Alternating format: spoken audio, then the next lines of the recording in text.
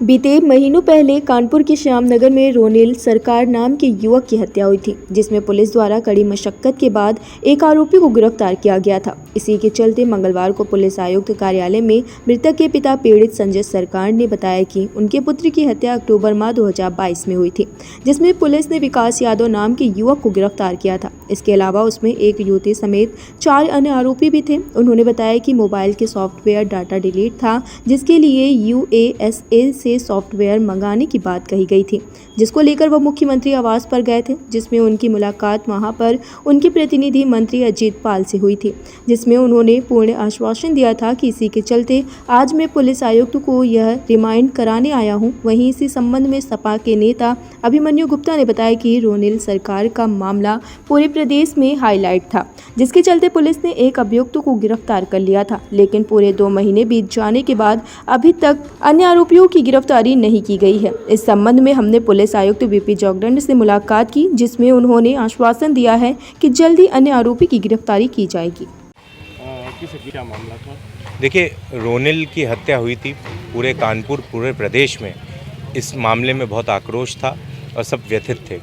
Police ने कार्रवाई की, पुलिस ने मुख्य जो हत्यारे उसको पकड़ लिया था और उसके बाद लगभग अब 2 महीना हो चुका है और अभी तक अन्य जो इसमें इस हत्या में जो शामिल थे उन पे कई टेक्निकल कारणों से उन पे जांच आगे नहीं बढ़ पाई है और जब तक पूरी तरीके से जो दोषी हैं, जो आरोपी हैं, उनकी जांच होकर सही कार्रवाई ना हो जाए और उनमें जो सही में शामिल थे उनको जेल भेज के उन पे भी सज़ा की कार्रवाई ना हो, तब तक अन्याय ही माना जाएगा इसको। तो आज हम लोग कानपुर के पुलिस कमिश्नर साहब से मिलने आए। आदरणीय पुलिस कमिश्नर महोदय ने हम लोग को आश्वासन दिया है, वादा दिया है कि वे तत्काल जिन अन्य आरोपियों पे कार्रवाई रुकी हुई थी उनको आज ही से शुरू करवा रहे हैं और अंतिम बार फिर से वे स्वयं व्यक्तिगत इस रूप का प्रयास करेंगे कि अमेरिका से एक सॉफ्टवेयर आ रहा है चैट रिकवरी का, वो मिल जाए और उसी की वजह से आगे की काफ़ी कार्रवाई रुकी हुई है। उन्होंने पूरा भरोसा दिलाया कि हम लोग लगातार इस मामले को देख रहे हैं और रोज़ कोई ना कोई अपडेट आपस में सभी शीर्ष अधिकारी इस मामले में रखते भी हैं। तो उन्होंने कार्रवाई का आश्वासन दिया है और हमें कानपुर के कमिश्नर महोदय पे पूरा भरोसा है और उम्मीद है कि हमारे परिवार को न्याय मिलेगा, रोनिल को न्याय मिलेगा और पूरे कानपुर को जो एक आक्रोश है, असंतोष है, वो हटेगा। आपको क्या लगता है 2022-23? देखिए, इस मामले में मैं कुछ कमेंट नहीं कर पाऊँगा। आज मैं रोनिल के मामले के लिए आया हूँ और पुलिस अपना काम करती है। हम लोग को उम्मीद है, पुलिस है तो शायद हम लोग के परिवार सुरक्षित हैं। सब आँख बंद करके अपनी पुलिस पर भरोसा रखते हैं। मुझे पुलिस की शैली पे व्यक्तिगत कोई शिकायत नहीं है।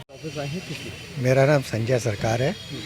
मेरे बेटे का मर्डर 31 अक्टूबर को हो गया था, जिसमें पुलिस ने 7 दिसंबर को विकास यादव नाम के लड़के को गिरफ्तार किया था।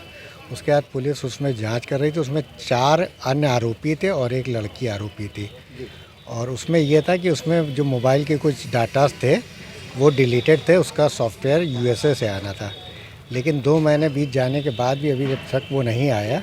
तो कल मैं मुख्यमंत्री आवास भी गया था और वहाँ वहाँ उनके जो प्रतिनिधि मंत्री थे अजीत पाल जी, उनसे भी बात हुई थी। तो उन्होंने आश्वासन दिया था कार्रवाई का। तो आज उसी संदर्भ में मैं कमिश्नर साहब से मिलने दोबारा रिमाइंड कराने उनको आया था। क्या बात हुई कमिश्नर साहब से ये बात हुई कि वो सॉफ्टवेयर के लिए उन्होंने पर्सनली बात कर रखी है और वो दोबारा फिर उसमें लिख के भेज रहे हैं सॉफ्टवेयर के लिए। जब तक वो सॉफ्टवेयर नहीं आ रहा तो बाकी जो बिंदु जिन पे कार्रवाई अभी तक नहीं हो रही थी वो दोबारा उस पर कार्रवाई चालू करेंगे। कब तक का आश्वासन दिया है, कब तक ये हो जाएगा? नहीं, आज से ही उन्होंने बोला कि मैं इसको दोबारा बुलवा के सब कार्रवाई चालू करवाता हूँ और बाकी सॉफ्टवेयर में हो सकता है थोड़ा सा टाइम लग जाए और क्योंकि USA से आनी है।